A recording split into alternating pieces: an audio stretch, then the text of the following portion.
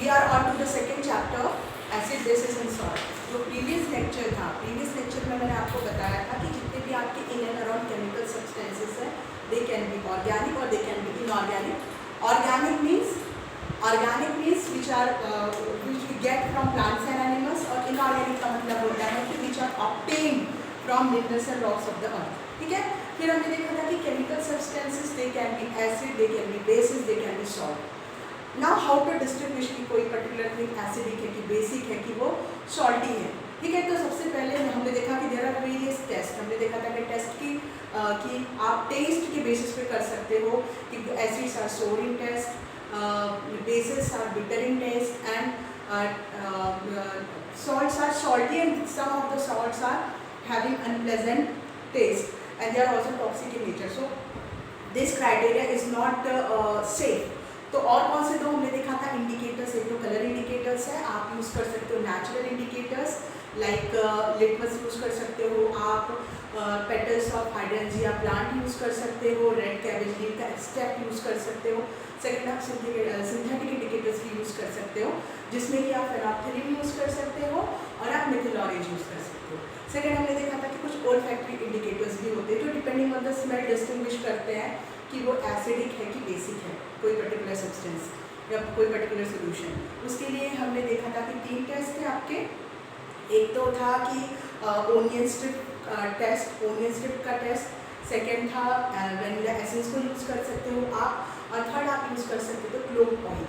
ठीक है, फिर मैंने आपको जनरल फिजिकल प्रॉपर्टीज़ बताई थी, और जैसे कि मैंने बोला कि मेरा ये फंडा है कि हम जितनी भी प्रॉपर्टीज़ है उसको कंपेयर करके पढ़ें, क्योंकि जब आप कंपेयर कर पढ़ते हो तो आपका कन्फ्यूजन बहुत मिनिमाइज हो जाता है। ठीक है, तो फिजिकल प्रॉपर्टीज़ में हमने देखा था कि एसिड्स का सबसे पहले टेस्ट हमने देखा था, सोर, बेसिक का बिटर इन टेस्ट। सेकेंड हमने देखा था कि जो एसिड्स हैं वो लिटमस पेपर अगर आप यूज़ करते हो कैसे तो ब्लू टू रेड करते हैं, और अगर बेसिस है तो रेड टू ब्लू करते हैं। ठीक है, उसके बाद हमने देखा था मिथिल ऑरेंज का, अगर मिथिल ऑरेंज है अगर एसिडिक है तो रेड करता है, और अगर बेसिक है तो येलो करता है। ठीक है, ये सारे हमने चीज़ें देखा था, और हमने ये भी देखा था कि ये होगी सेकेंड आपकी physical property. Third, both of them are corrosive in nature, पर जो आपके एसिड्स हैं दे आर मोर कोरोसिव, इसीलिए they are stored, they are not at all stored in metal और stone containers, they are stored in ceramic or bottle containers because they react with metal.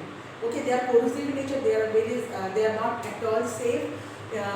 Same way bases भी जो है जैसे caustic soda, caustic potash, they are also corrosive in nature. फिर हमने देखा था conduction of electricity. वो अगर आप इसका सोल्यूशन बनाते हो, एसिडिक सोल्यूशन कैसे बनाओगे? You take distilled water and then mix acid in that, तो आपका बन गया एसिडिक सोल्यूशन। अगर आप डिस्टिल्ड वाटर में बेस को मिक्स कर रहे हो तो बेसिक सोल्यूशन बन गया।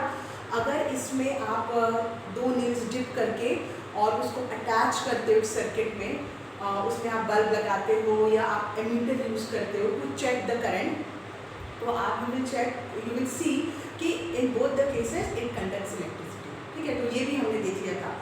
Second, touch. आपने मैंने बताया कि कोरोसिव इन नेचर है एसिड, पर अगर आप बेसिस की बात करते हो तो बेसिस आप सोप स्लिपरी टू टच है, इसलिए आपने देखा होगा जितने भी सोप है उसमें आपके बेसिस यूज़ करते हैं तो वो सारे they are slippery to touch, slippery to touch है। ठीक है, तो ये मैंने बेसिक उसकी जितनी भी फिजिकल प्रॉपर्टीज़ थी that I have discussed. Today I will discuss all the chemical properties of acids and bases. लेकिन अभी जो हम पढ़ने वाले हैं जितनी भी chemical properties, same fundamental same approach I will be using.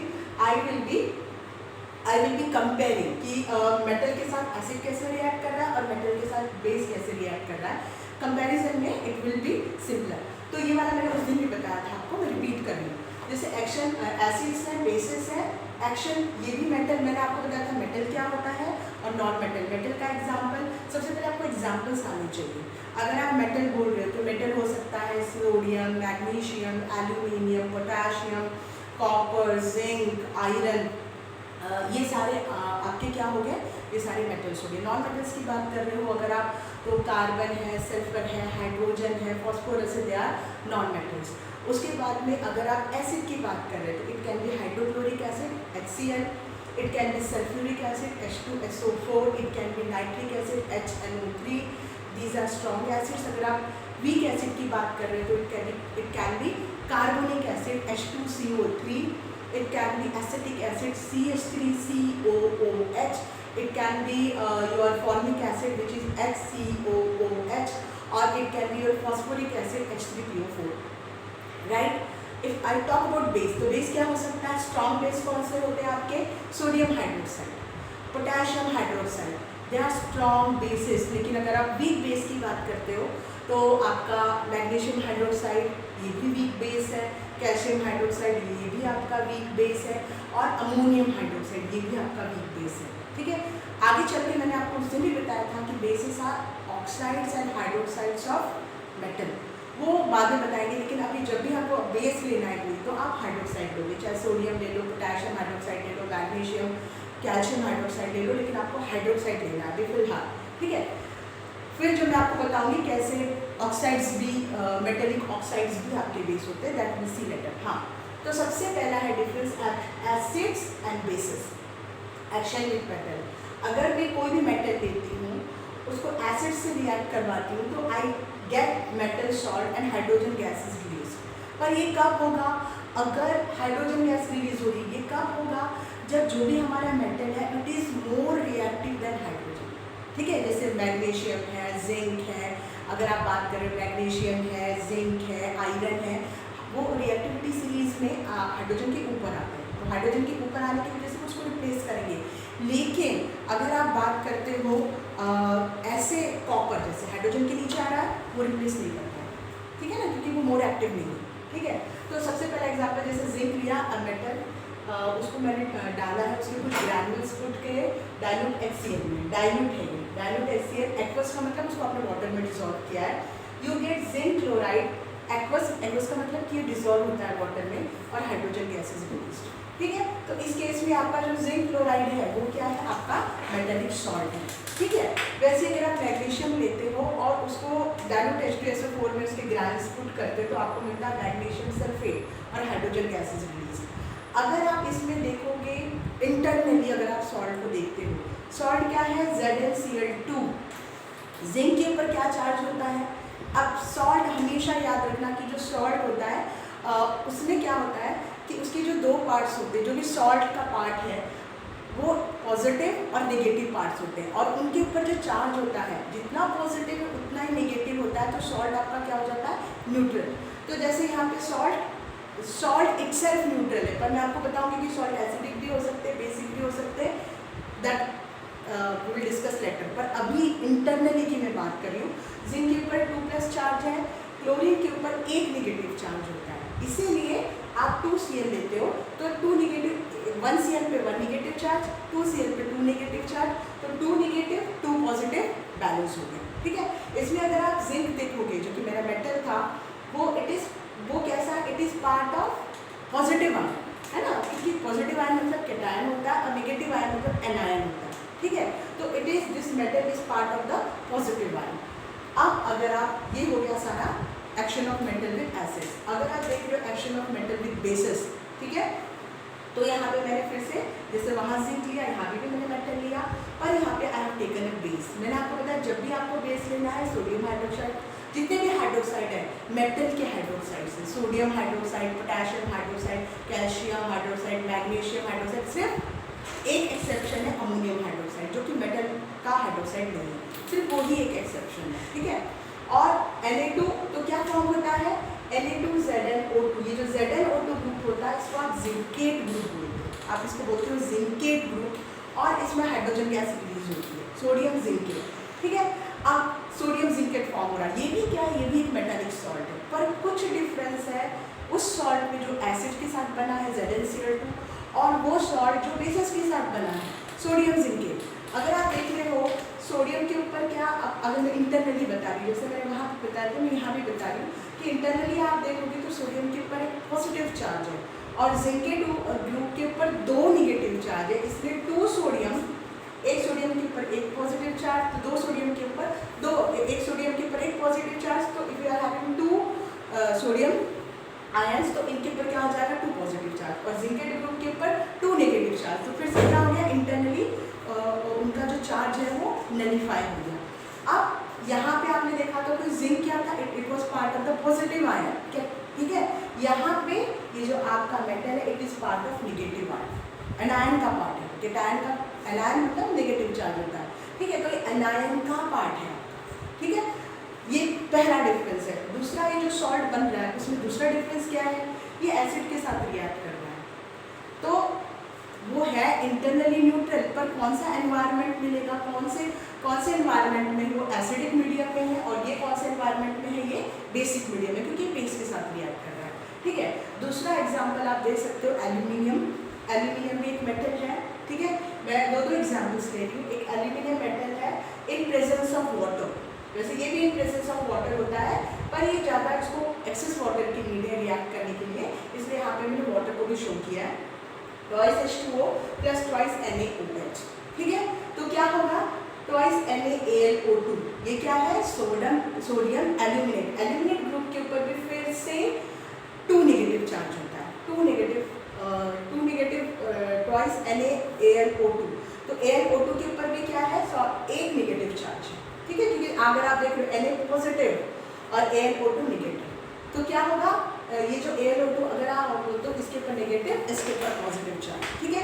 अब अगर आप देखोगे एल्यूमिनियम जो कि मेटल है, it is part of the negative ion. Negative जो आयन होता है उसका पार्ट होता है यहाँ पर अगर यहाँ पे आप एसिड के साथ जो सॉल्ट बनते हैं उसमें वो पॉजिटिव आयन का पार्ट होता है आपका मेटल, ठीक है।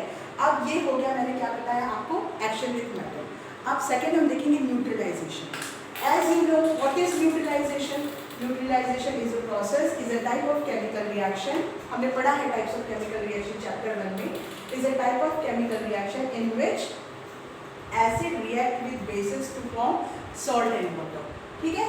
तो आप सेकेंड वाला जो हम देख रहे हैं न्यूट्रलाइजेशन, ठीक है। Same thing we are studying here, neutralisation for both, और यहाँ पे भी आप क्या कर रहे हो, न्यूट्रलाइजेशन देख रहे हो, ठीक है। तो न्यूट्रलाइजेशन का जनरल क्या होता है formula, acid react with base to form salt and form water, ठीक है। H2O की जगह आप वाटर लिखो क्योंकि आप वर्ड इक्वेशन लिख रहे हो, ठीक है। सेम यहाँ पे एसिड प्लस बेस, यहाँ पे आप लिख सकते हो सेम चीज है, base plus acid react to form salt and water. समझ में आ रहा है, ये आप बहुत पहले से पढ़ते आ रहे हैं। अब कोई भी एसिड का एग्जांपल ले लीजिए, कोई भी बेस का एग्जांपल ले लीजिए। जैसे यहाँ पे अगर मैं एसिड का एग्जांपल ले रही हूँ HCl और बेस का एग्जांपल ले रही हूँ NaOH, तो क्या बनेगा आपका, सोडियम क्लोराइड प्लस H2O। इसका ये इससे रिएक्ट कर रहा है, ये H इस OH से रिएक्ट कर रहा है, तो क्या बन रहा है आपका सोडियम क्लोराइड सॉल्ट। ये NaOH का, ये सारे एक्वस है। एक्वस का मतलब क्या है, they are dissolve in water. NaCl भी एक्वस है, ये भी डिजॉल्व हो जाता है वाटर के अंदर। दूसरा, कोई भी ऐसे आप n नंबर ऑफ एग्जांपल्स ले सकते हो। फॉर एग्जांपल एसिड अगर आप ले रहे हो H2SO4 और आप बेस ले रहे हो कैल्शियम हाइड्रोक्साइड, ठीक है। तो क्या बनेगा, कैल्शियम की वैलेंसी होती है 2, कैल्शियम की वैलेंसी कितनी होती है, 2 होती है कैल्शियम की वैलेंसी। तो ये क्या बनेगा, कैल्शियम सल्फेट, क्योंकि SO4 के ऊपर भी 2 नेगेटिव चार्ज और कैल्शियम के ऊपर 2 पॉजिटिव चार्ज, तो क्या बनेगा, calcium sulphate plus twice H2O, ठीक है। अब सेम चीज है, इसमें कोई डिफरेंस नहीं है, बस मैं बेस वाइसी वर्सन है, ठीक है। तो बेस क्या है, फॉर एग्जांपल अगर मैं कोई दूसरा बेस ले रही हूँ जैसे पोटेशियम हाइड्रोक्साइड और एसिड ले रही हूँ HCl, तो सेम चीज हो रही है, potassium hydroxide KCl potassium chloride salt बनेगा और H2O वाटर। तो जब भी एसिड बेस के साथ रिएक्ट कर रहा है तो क्या हो रहा है, अगर सॉल्ट और वाटर बन रहा है तो इसका मतलब वो न्यूट्रलाइजेशन प्रोसेस है, राइट। दूसरा एग्जांपल आप ले सकते हो मैग्नीशियम हाइड्रोक्साइड का, जो कि एक वीक बेस है। अगर वो HCl के साथ रिएक्ट कर रहा है तो क्या बनाएगा, magnesium chloride which is a salt aqueous है प्लस ट्वाइस H2O। ये बैलेंस नहीं, बैलेंस करने के लिए 2 पुट करना पड़ेगा। जो मैग्नीशियम हाइड्रोक्साइड है इसको आप मिल्क ऑफ मैग्नीशिया भी, ये बहुत बार आता है एग्जाम्पल, इसको आप मिल्क ऑफ मैग्नीशिया भी बोलते हो। ये किस लिए यूज होता है, आपने देखा होगा कि स्टमक में जब भी डाइजेशन होता है तो HCl एसिड इज रिलीज। उस HCl एसिड का काम क्या होता है, एक तो आपको हेल्प करता है डाइजेशन में, प्लस जर्म्स को किल करता है। पर अगर आप बहुत स्पाइसी फूड खाते हो तो आपको एसिडिटी होती है, क्योंकि HCl का अमाउंट ज़्यादा उसमें रिलीज होता है एंड यू फील एसिडिक। इसको रिमूव करने के लिए आप लोग milk of magnesia as a antacid ले सकते हो। ये जो मैग्नीशियम हाइड्रोक्साइड है वो क्या करेगा कि इस एसिड को न्यूट्रलाइज करता है to form salt and water, तो you get rid of acidity. ठीक है, तो अगर ये जो मैग्नीशियम हाइड्रोक्साइड है ये एसिडिटी को रिमूव करने के लिए यूज होता है और उसको आप मिल्क ऑफ मैग्नीशिया भी बोलते हैं। ठीक है, वैसे यहाँ पे जो हमने कैल्शियम हाइड्रोक्साइड देखा था ये क्या है, स्लेटेड लाइम या लाइम वाटर है। ये भी एक वीक बेस है। स्ट्रॉन्ग बेस में क्या आता है, sodium hydroxide and potassium hydroxide. ठीक है, ये मैंने आपको बताया कि जब भी सॉल्ट और वाटर बन रहा है क्या हो रहा है, एसिड और बेस रिएक्ट कर रहे हैं to form salt and water. ठीक है, अब दो हो गया chemical reactions. Now I am coming to third chemical reaction. Third chemical reaction है reaction with oxide. Reaction with oxide, oxide का मतलब क्या होता है, ऑक्साइड का मतलब होता है कि जो ऑक्सीजन से रिएक्ट करते हैं तो ऑक्साइड का फॉर्मेशन होता है। ठीक है, अब ऑक्सीजन के साथ रिएक्ट, मैं इसको बताने के पहले आपको ऑक्साइड के बारे में बताऊंगी। ऑक्साइड का मतलब होता है जो ऑक्सीजन से रिएक्ट करता है वो ऑक्साइड होता है। अब वो मेटल से भी रिएक्ट कर सकता है ऑक्सीजन, या नॉन मेटल से भी रिएक्ट कर सकता है ऑक्सीजन। तो मेटल, अगर मेटल से रिएक्ट कर रहा है, हाँ, फॉर एग्जाम्पल ऑक्सीजन की वैलेंसी कितनी होती है, 2 होती है। तो अगर मेटल हो सकता है sodium, it can B magnesium, it can B aluminium, it can B zinc, okay, it can B potassium. ठीक है, और अगर आप नॉन मेटल की बात कर रहे हो तो नॉन मेटल में क्या हो सकता है आपका, कार्बन, हाइड्रोजन, सल्फर, ये सारे क्या हैं, phosphorus, they are non metal. ठीक है, तो अगर हमको ऑक्साइड बनाना है तो एक मैं एग्जाम्पल बताती हूँ। सोडियम ऑक्सीजन के साथ रिएक्ट करेगा, सोडियम की वैलेंसी 1 है, ऑक्सीजन की 2 है, तो क्रिस क्रॉस करोगे तो क्या फॉर्मूला बनेगा, सोडियम ऑक्साइड। या अगर आप मैग्नीशियम ले तो मैग्नीशियम की वैलेंसी 2 होती है, तो मैग्नीशियम, ऑक्सीजन, इन दोनों की वैलेंसी 2 पर हमें पता है कि कॉमन फैक्टर होता है, तो ये कैंसिल हो जाता है। अगर आप क्रिस क्रॉस करोगे तो क्या बनेगा, मैग्नीशियम ऑक्साइड, ये मेटालिक ऑक्साइड है। अगर आप एल्यूमिनियम की बात करते हो तो एल्यूमिनियम की वैलेंसी होती है 3 और ऑक्सीजन की होती है 2। तो जब आप क्रिस क्रॉस करोगे तो क्या बनेगा, Al2O3। इसको एल्यूमिनियम ऑक्साइड या एल्यूमिना भी बोलते हैं। ठीक है, जनरल में। जिंक के साथ रिएक्ट करोगे तो क्या बनेगा, जिंक की वैलेंसी 2 है तो ZnO बनेगा। तो ये सारे हमारे किसके एग्जाम्पल है, आपके कैल्शियम, कैल्शियम की भी वैलेंसी 2 होती है तो कैल्शियम के साथ भी कैल्शियम ऑक्साइड बनेगा। कॉपर की भी वैलेंसी 2 है तो कॉपर ऑक्साइड बनेगा। ये जो सारे ऑक्साइड्स हैं ये मेटालिक ऑक्साइड्स हैं। अब अगर आप बात कर रहे हो नॉन मेटल ऑक्साइड की, ठीक है, तो अगर आप देखोगे कार्बन, ऑक्सीजन, कार्बन की वैलेंसी 4, ऑक्सीजन की 2, अगर आप क्रिस क्रॉस करोगे तो 2 और 1 तो क्या बन जाएगा, CO2। ये नॉन मेटल ऑक्साइड है। SO2 ये भी नॉन मेटल ऑक्साइड है। ठीक है, P2O5 ये भी नॉन मेटल ऑक्साइड है। इवन H2O जो आप बोलते हो वाटर, वो भी एक नॉन मेटल ऑक्साइड है। समझ में आ रहा है। अब हम देखेंगे कि ये जो ऑक्साइड्स हैं इनके साथ आपके एसिड्स और बेस कैसे रिएक्ट करते हैं। ठीक है, let's see first with acids.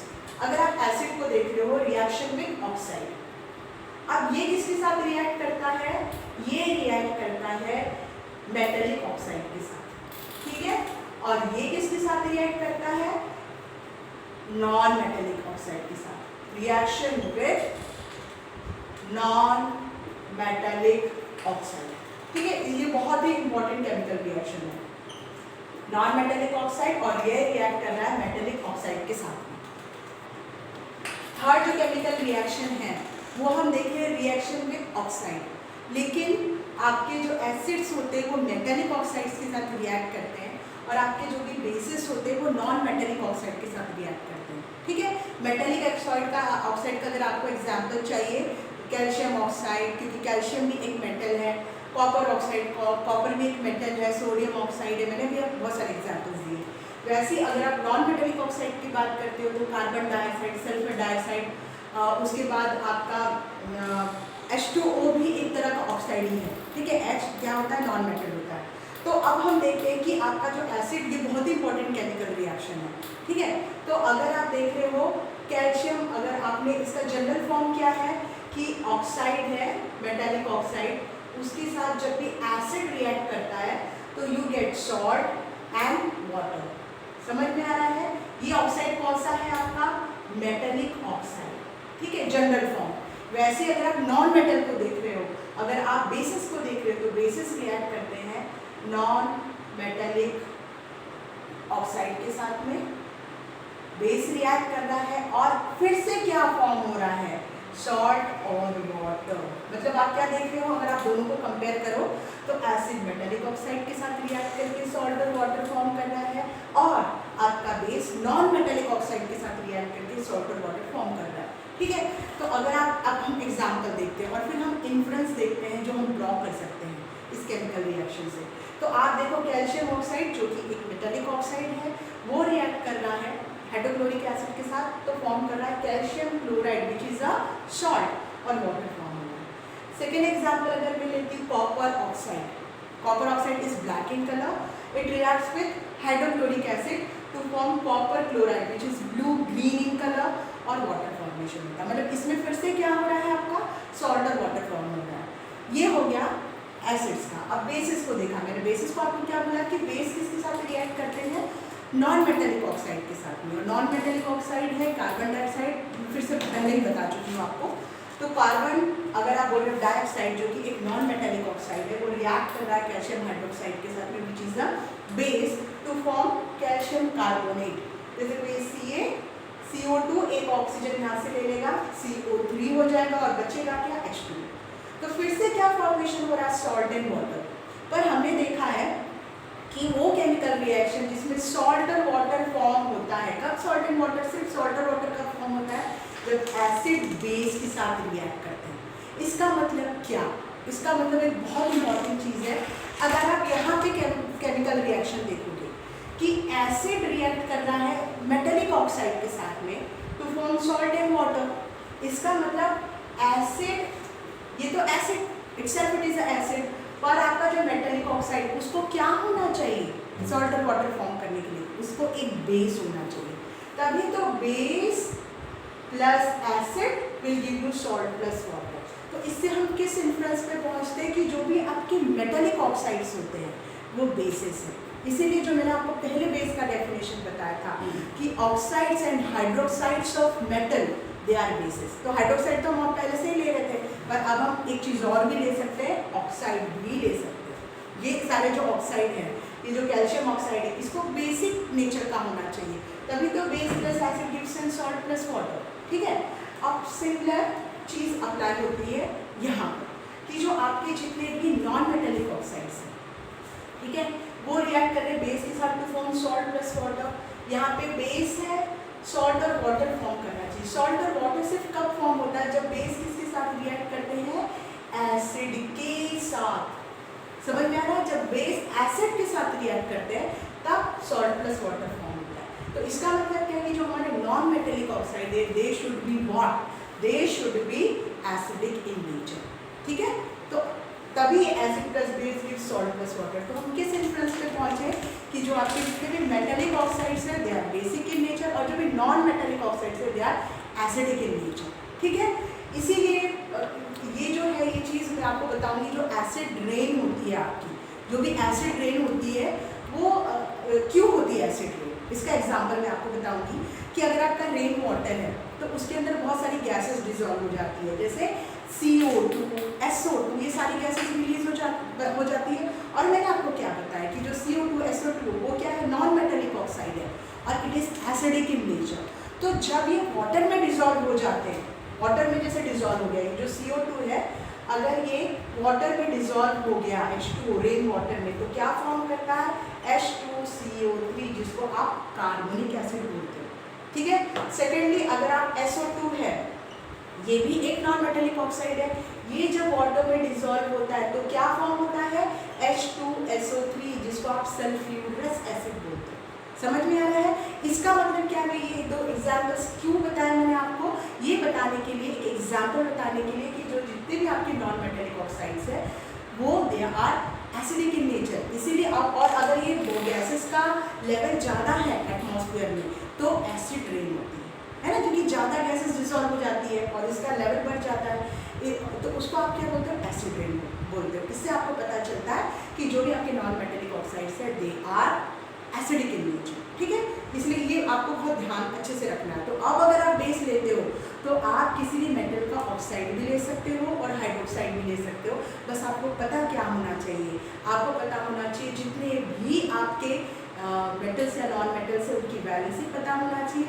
Oxygen की वैलेंसी होती है 2 ऑक्साइड के लिए, हाइड्रोक्साइड की वैलेंसी होती है 1 हाइड्रोक्साइड के लिए। इसीलिए मैं आपको हमेशा मैं एम्फेसाइज करती हूँ कि जैसे आप मैथमेटिक्स पढ़ते हो तो केमिस्ट्री के सब पार्ट तो मैं नहीं बोलती पर आप 80% पार्ट अच्छे से कर सकते हो अगर आपको बेसिक चीज़ें पता हो, वैलेंसी कैसे, फार्मूला कैसे बनाते हैं, तो आप बहुत अच्छे से केमिस्ट्री मेथोडिकल वे में अगर आप पढ़ें तो आप बहुत अच्छे से कर सकते हो, ठीक है। अब आता है लास्ट केमिकल रिएक्शन जो मैं डिस्कस करने वाली हूँ, वो है reaction of acid with carbonate and bicarbonate, ठीक है। अब मैंने आपको पहले भी बताया कि जो कार्बोनेट और बाइकार्बोनेट है जब वो वाटर के अंदर में डिजॉल्व होते हैं तो बेसिक सोल्यूशन बनाते हैं, इसलिए उसको एज अ बेस कंसिडर भी किया जाता है, ठीक है। तो ये जो है आपके कार्बोनेट और बाइकार्बोनेट वो सिर्फ रिएक्ट करते हैं आपके एसिड्स के साथ, तो इसलिए उसका पैरेलल बेस के साथ रिएक्शन नहीं है, ठीक है। तो अगर आपको देखना है और ये बहुत ही इंपॉर्टेंट है, ठीक है, सोडियम कार्बोनेट। अब आप बता सकते हो कि एसिड का रिएक्शन सोडियम कार्बोनेट के साथ और सोडियम बाइकार्बोनेट के साथ क्या फॉर्म होता है, ठीक है, लेट्स सी। तो हमारा 4th टाइप का है रिएक्शन विथ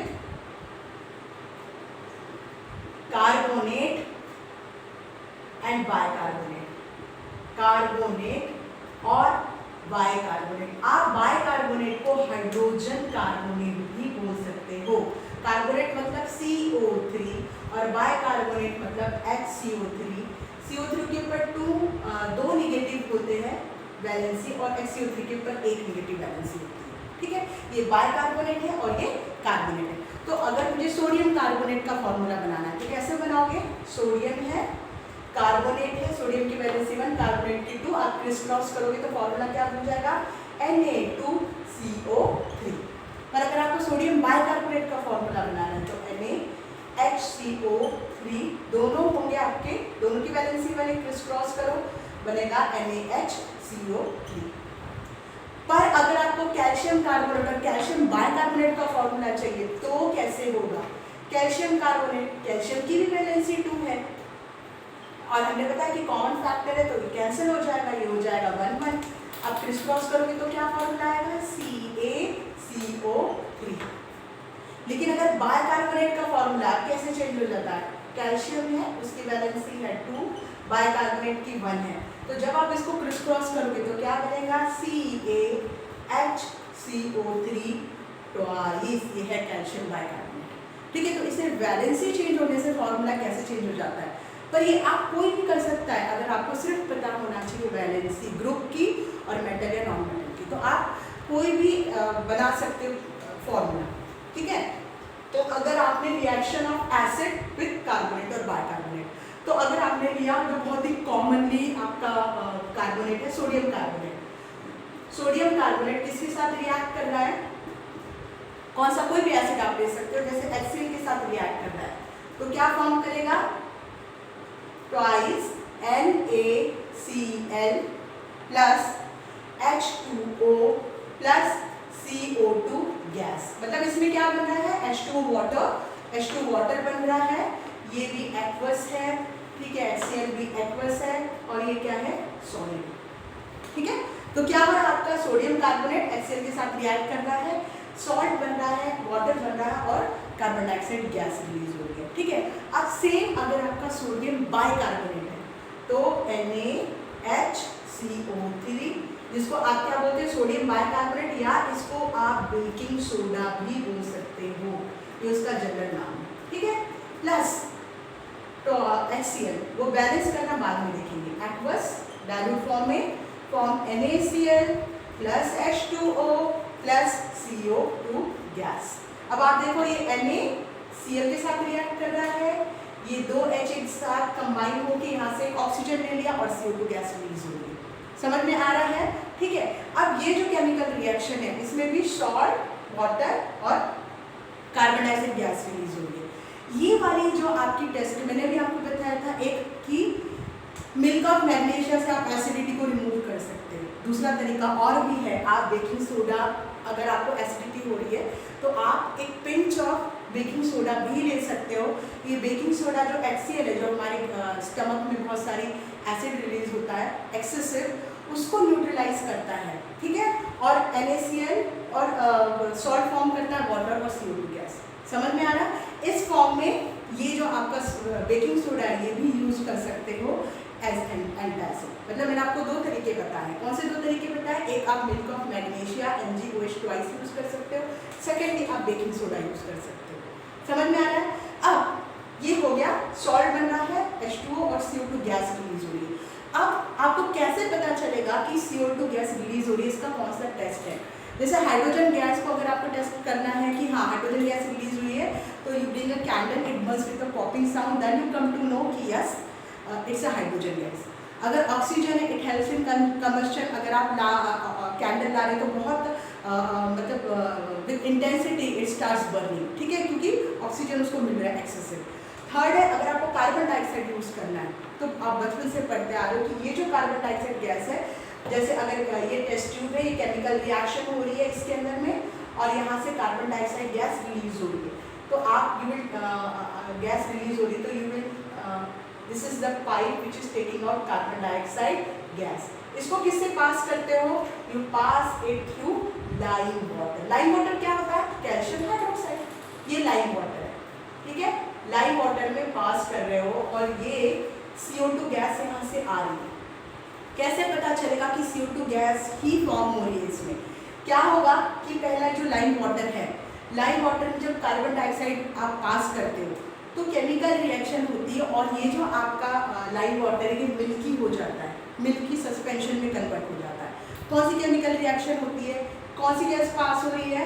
CO2, ठीक है। किस में पास हो रही है?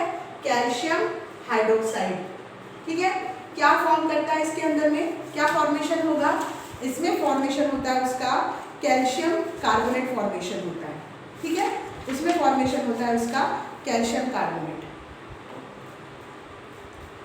जो कि सॉलिड फॉर्म है। सॉलिड का मतलब क्या है? It is sparingly soluble in water, तो इसलिए आपको एक मिल्की सस्पेंशन मिलेगा और H2O लिक्विड, ठीक है। अब देखो ये CaCO3 plus H2O, calcium hydroxide, this is lime water, carbon dioxide pass करें तो क्या होगा? मिल्की। अगर ये आपका लाइम वाटर मिल्की हो जा रहा है, इसका मतलब क्या हो रहा है कि कार्बन डाइऑक्साइड गैस है। लेकिन अगर आप थोड़ी देर आपने पास किया, ठीक है, लेकिन अगर आप एक्सेसिव कार्बन डाइऑक्साइड पास करोगे उसमें, तो क्या होगा कि आपका जो मिल्की सस्पेंशन है वापस क्लियर हो जाएगा। क्यों? इसीलिए होगा क्योंकि कैल्शियम कार्बोनेट कन्वर्ट हो जाएगा कैल्शियम बाइकार्बोनेट में। बाइकार्बोनेट क्या है? It is soluble in water, इसलिए आपका जो सॉल्युबल इन वाटर हो जाता है, इसलिए आपका जो भी आपका सोल्यूशन है वो क्लियर हो जाता है, ठीक है। तो क्या होगा? ये कैल्शियम, क्योंकि अब जब आपने कार्बन डाइऑक्साइड पास किया तो क्या हुआ?